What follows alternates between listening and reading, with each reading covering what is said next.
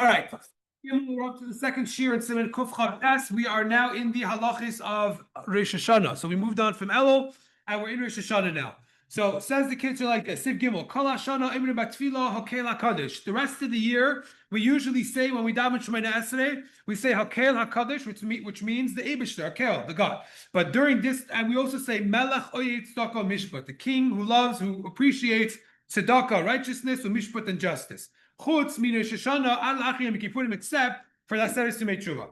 Shetzrich leiman HaMelech HaKadosh. Over here, you have to say, instead of Hakel HaKadosh, you say HaMelech HaKadosh, and instead of HaMelech Oyet Tzedakah Mishpat, we say HaMelech HaMishpat. By the way, you say, there are people that say Melech HaMelech Mishpat, I think, or maybe Melech HaMishpat, but we say Hayes in both, HaMelech HaMishpat. Partially because the Eibishter is both. Number one, Hashem is the Melech now, and also Hashem is the Mishpat now. So we use the Hey for both. Now, why do we switch the Girsa now? Because during this time, the Eibishter is projecting his Malchus more, in order to be able to judge the world. Now, in Tav Amar Hakel HaKadosh, let's say a person makes a mistake. So let's say someone makes a mistake and they say the wrong thing. Yeah. So let's keep it simple first. So let's say he's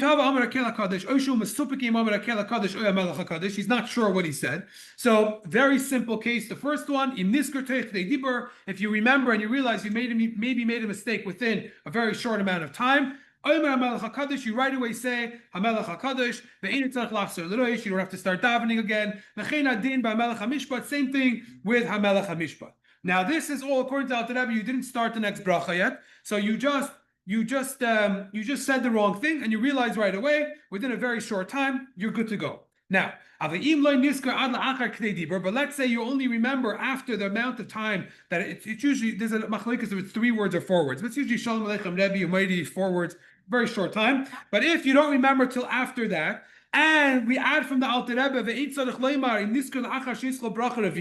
for sure, as soon as you start the next bracha, you sort of moved on. So then it depends for which one you forgot. Okay, so one of them is going to be stricter than the other one. The first one is going to be stricter. So how is this going to work? Azai b'Hamelech HaKadosh, in the beginning of davening, if you said Hakel HaKadosh instead of HaMelech HaKadosh, and you started the next bracha, tzarich lachzor l'rosh tefillah. You have to go back to the beginning of davening. Afilu misveika, even if you're not sure what you said, you have to go back. Why? Why do you have to go back to the beginning? The first 3 brachas are basically counted as one bracha, and therefore, when you have to correct it, you have to go back to the beginning. Now, afilu shliach hatzibur, what if it's the chazan? So he already said it the right way the first time. Even the chazan, bechazaras hatfila, if he's doing the chazaras hashatz and he makes the same mistake, tzarich lachzor l'rosh, he also has to go back to the beginning of Shemoneh Esrei, utzrichen leimar kedusha shenis, and what that means is he's going to end up saying kedusha a second time. But that's what's going to have to happen. So again, so far we have 2 cases. Number one, in both cases, if you remember quick enough, you repeat, you correct it, and you move forward. Now, if you don't remember right away, so it took you a few extra seconds. So in the first one, which is HaMelech HaKadosh, you need to repeat that and correct it. That means you're going to have to go back to the beginning of Shemoneh Esrei and start again. Now, by the second one, though, by Melech HaMishpat, afilu yachid ein tzarich lachzor afilu lo'isei bracha. Over here, it's a little different. Once you pass the bracha, you don't go back. Why not? Kivin shehizkir tevas melech b'bracha hazos, because you did mention melech. You said melech oyed tzedakah mishpat. You didn't say the exact right lashon, but you said you included the word melech. Now, okay, so you know what? Let's say this now. But once the person takes 3 steps back, so now wait 1 second.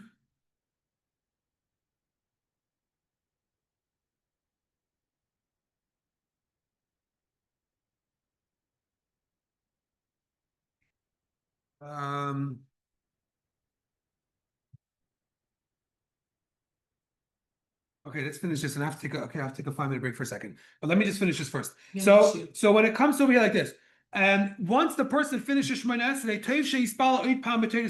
it is a good thing to daven again. right? But you don't have to add anything. In other words, like this, sometimes if you do something wrong, So you have to daven again. But you can't daven again if you did it properly the first time. So what you do is it's called a Teres Nadava, which means it's like you're giving a gift. So you want to give a gift to the Eibishter, you daven a second time. So according to the halacha, that when it comes to Melech HaMishpat, you don't repeat it because you already said the word Melech. So you don't repeat it. So what should you do? So some would say that you could then go and do it again as a Teres Nadava, which means you daven again as a gift to the Eibishter, and then you could do it. Now it happens to be that nowadays it doesn't seem like it's a very good thing to do because when you do a Teres Nadava, you have to be doing something better than you did before. And because we're a little bit suspect that nowadays it's not like we're going to have a lot of kavana anyways, so sometimes when you do it a second time, you're not going to be doing anything extra anyways. Yeah, but that's true. But if you don't really have to repeat Hamelech HaMishpat, so then when you do it, you're not really giving anything of substance. Because if technically you don't have to, so that's not a good reason to do it. So what would be the only reason? Maybe more kavana, maybe more this, maybe more that. But because it's not such a clear thing, so it looks like it's not exactly something that would be promoted. That's what it seems like. So if someone missed Hamelech HaMishpat and they said Melech HaMishpat, I would not suggest that they daven again. Forget it, you missed it, you move on. That's what will come out from there. Now, let me just say one more thing. But Kol Hashana, the rest of the year, what happens if your mistake was the opposite? That in Tov Amar HaMelech HaKadosh, HaMelech HaMishpat, you said the Aseret Simei Tshuva words instead of the regular one. Ein Tzadich Lachzar, you don't have to go back. You could just continue as you are. Now, let's see. I want to say a few more points about this. Over here. So number one, like this.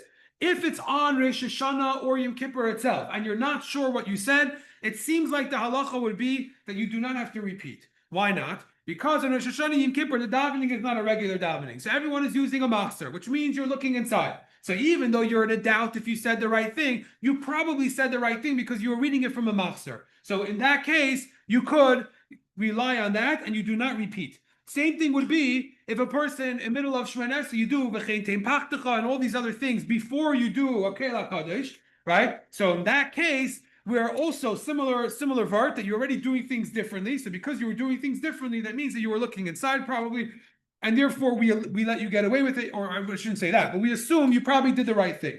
Now, what happens when we say a person's in a doubt? Person doesn't know. Did they say the right thing? Did they not say the right thing? So what does that mean? Sometimes you have people that they live in a doubt, yeah, meaning that they're always never sure. They're never sure. Did I say it? Did I not say it? So you have to do a little bit of a judgment call over here because there's different ways of how to look at this. But let's say like this. Let's say a person davens, and then 20 minutes later they say, "Ooh, I don't know if I said Hamelech HaMishpat.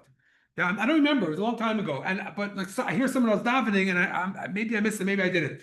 So there are those who say you don't have to go back. It's long enough after that your mind, your memory could be a little muffled, a little blurry. So because of that, how do you then say, "Oh, I don't." If you say, "I know I didn't say it," okay, that could be. A person could realize for sure, I totally forgot about it, so I know I didn't say it.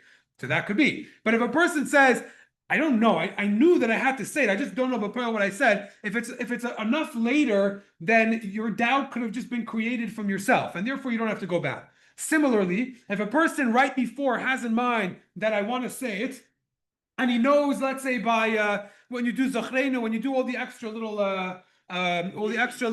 sentences in the beginning, and you had in mind then that you're going to say Hamelech HaKadosh. So then also there are those who say that if the pile, when you finish Shemoneh Esrei, you say, "Oh wait, I don't know if I said it, but for sure you had in mind to say it." So there are those that would say also you could rely on the fact that you probably said it because right before it, when you were saying the extra little Zachrenu over there, you had in mind that you're going to be saying it. So you probably did say it. So when a person's in a doubt, you have to know, am I in a doubt because I'm just making myself a little meshuggah, or am I really in a doubt? And you have to think, if it's 20 minutes later, a half hour later, lav dafka could you rely on your memory? If it's right after and you didn't do such a good job, and you didn't remember before, okay, then you could tell yourself you probably didn't do it. But usually that's not what happens. Usually people, not always, but usually you remember right away. So you hear someone else next to you and you go, "Oh yeah, I forgot it." So then you for sure missed it. Or if as soon as you finish davening, you hear someone else saying it and you totally forgot about it, then also you know that you missed it. So usually it's more within a framework that you could repeat it. But keep in mind,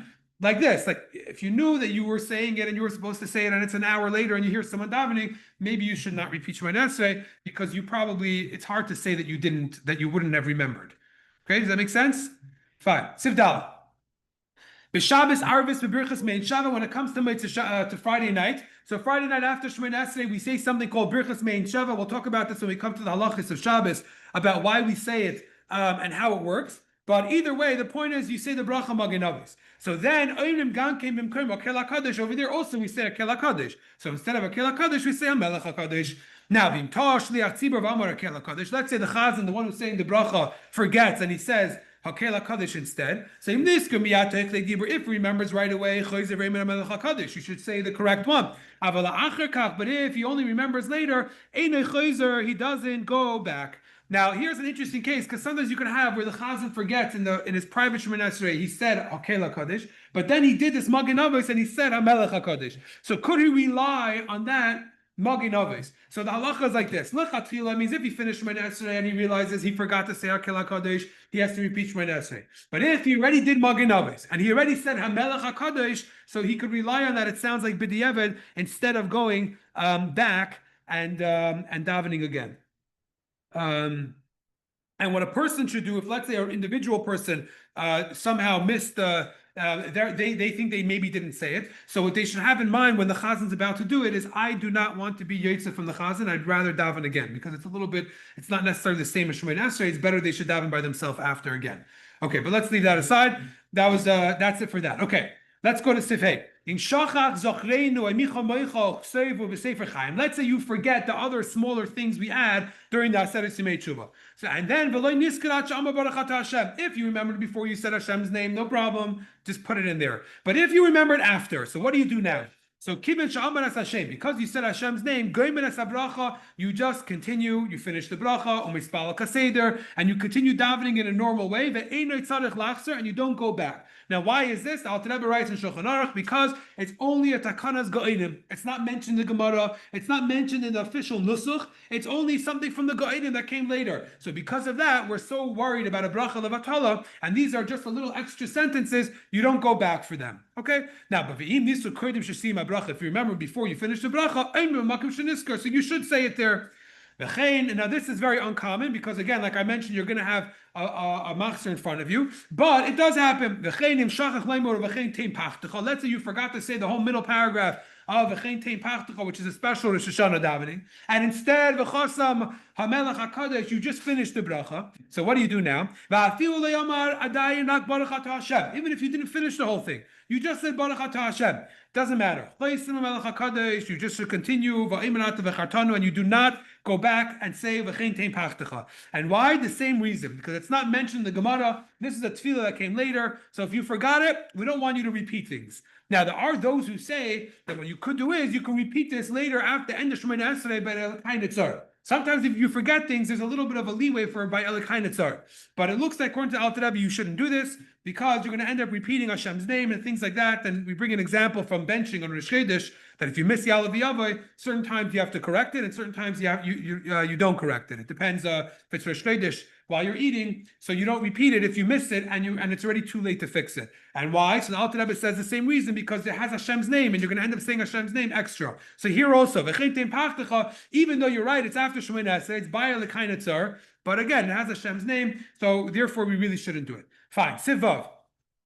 When it comes to the end of Shemoneh Esrei, we say Oisa Hashalom, we add the hey. Some people don't change. Like regular, but we don't. We do change. So we say Oisa Hashalom during the Aseret Simei Tshuva. The Af B'Kadeshim, some people only change by Shemoneh Esrei, but we would follow that even by the Kaddish, also Oisa Hashalom Imreima, we also do the same thing. Now he adds from the Alter Rebbe, we see Dure in the Siddur of the Alter Rebbe, Kasav Rabbeinu Leimar Oisa Hashalom Bein B'Siyum Elokai Netzar Ubein Mekadeshim. That we say Oisa Hashalom. Fine. Now look in the bottom on the base. The bottom of the base we have over here from the Rebbe, and the Rebbe writes like this: that Ava Oisa Shalom Shebesoif Birchas Hamazon Omer Kiragil B'Chol Hashem. That the Oisa Shalom we also do in benching, but the Oisa Shalom in benching you do not do Oisa Hashalom. Where does this come from? So the Rebbe writes there was a story that he was with the Frierdiker Rebbe, and he asked the Frierdiker Rebbe, how does it work with Oisa Hashalom? Do we switch always by Kaddish, by Shemoneh Esrei, by benching? And then he said, the Rebbe writes that he told the Frierdiker Rebbe both sides to his argument of why he was unsure. And the Frierdiker Rebbe told him, do it as it says in the Siddur, which means don't change it. Leave it as Oisa Shalom. So in davening and Kaddish, we say Oisa HaShalom. But in benching, we leave it as Oisa Shalom. Now, what's the reason? So I don't know for sure, but I can tell you like this. Number one, Oisa HaShalom is Bigamatria, a malach called Samael or something like that. Sapriel. Sapriel is the malach who writes who's Kaisav Achaisim in the Sefer HaChaim. So therefore, we want to mention HaShalom, it's the same gematria. Now, okay, so that makes sense. So why by benching not? So I don't know for sure, but I can tell you like this, that in benching, Oisa Shalom Bimraimov stands for Asev. Ayin, Sin, and Beis, Asev. And if you switch it to Oisa HaShalom, then it doesn't have that same thing. Now, what's the mila of the word Asev? Apparently, Asev, which means grass, but apparently Asev comes from the same Rosh. It has the shem Ab, which is one of the shemis of Hashem, how you spell it out. So maybe it has to do with sustenance. I'm not sure, but it could be there's a difference. Pi Kabbalah, it's beyond my pay grade, but I'm just throwing some things out there to give us a little bit of a more full understanding of the differences between these things. Okay. Now, Sif Zayin, yeah. What do you do if you forget Hashana? You don't go back. You just continue. That's you just keep it as is. Okay, Sif Zayin. Imchal Reish. Yes, so far so good. Everyone makes sense. Good. Imchal Reish Hashana b'Shabbos. What happens if Reish Hashana falls out on Shabbos? So not this year, but then Yesh Mekayim She'imrim L'chun Rana Kamei B'Shar Shabbos. Some people will continue doing L'chun Rana like normal. But Yesh Mekayim Shemaschil Mizmor LeDavid. Yesh Mekayim Shemaschil Mizmor Shir Yom Shabbos. V'chol Makom Yasik Mein Hagav. Everyone keeps to their own minig. If you look in Gimel on the bottom, our minig is we start from Mizmor LeDavid. Okay, again, you're following the Machzor, it says it all there. And then he adds another interesting thing. He says, V'gam kishamoitzi Rosh Hashanah chal b'Shabbos. Also, when Moitzi Rosh Hashanah falls out on Shabbos, that means it's a 3-day Yom Tiv. So also you do the same thing. Then he adds another thing. He says like this: when it comes to Boye v'Shalom, so we say Gam Berino Uvtzahala, and we don't say Besimcha. Yeah. Sometimes you switch it to Besimcha, right? When it's a Yom Tiv. But on Rosh Hashanah, we don't switch it to Besimcha even if it's Shabbos. Why not? Because the days of Rosh Hashanah, according to the Alter Rebbe writes, they weren't given for Simcha. The days of Rosh Hashanah were given for Mishpat. So we keep it as that. We don't say Besimcha. Yeah. Let me just. I want to finish it. If that's okay. Okay. Sifches. And this is an interesting one. And I don't know the reasons behind all this, but I could just say it as it says it. After Ma'ariv of the first night, the meaning is we tell each other that it should be written and inscribed for a new year. Now, why are you being inscribed for a new year the first night of Rosh Hashanah? So apparently for some tzaddikim, they already start inscribing them the night of Rosh Hashanah. For everyone else, it's really the next day. Fine. Well, the keva, what if it's to a female? So you use a lashon keva. So you switch it a little bit and you use a lashon keva. But according to the Kitzur, once the night passes, you don't say it anymore. Why not? Because the Kitzur says the ksiva, the being written, is already done. It already happened the first day of Rosh Hashanah by Chatzos. Now, the Alter Rebbe does not agree with this. The Alter Rebbe says that Rabbeinu Kasav Kain Rak Le'inyan Yom Sheni Shel Rosh Hashanah Chatzos. The Alter Rebbe writes that the second day after Chatzos is when you're signed and sealed. So we would still say, technically, Hashana Tova Dekasev V'Sichasim all the way till Chatzos of the second day. That means the second night you could still say it, and the whole day. Right? And even those that don't say it during the first day, but they do say it the second night. But as I said, we would do it all the way to the second day because that's what the Alter Rebbe writes anyways. Now, one more point like this, that apparently there's an idea to say it b'lashon yachid. It's mentioned in a lot of places in halacha. You're supposed to say l'shana tova dikasev v'sichasem to an individual. So some people understand that means that even if you have a group of people, you just say b'lashon yachid l'shana tova dikasev v'sichasem. And they bring proofs from different things. Apparently, the Rebbe sometimes did both. And the explanation some people say is that it's not what it means. That there are some choshev people. You know, in Yiddish, you say eich or deer for plural instead of du or yeah. You use a more respectable lashon. They have it in certain languages also. So here he says the same thing, that for some people they would do it in a respectable way, and for those people you should do it lashon yachid also. But either way, and sometimes the Rebbe did both. When he would also say good Yom Tif when he would leave the shul, and he would wish individual people that they should have a Shana Tov Tikasav V'Zichasim in a singular way. Okay, so that finishes the davening part, and tomorrow we'll get on to the eating parts. What's the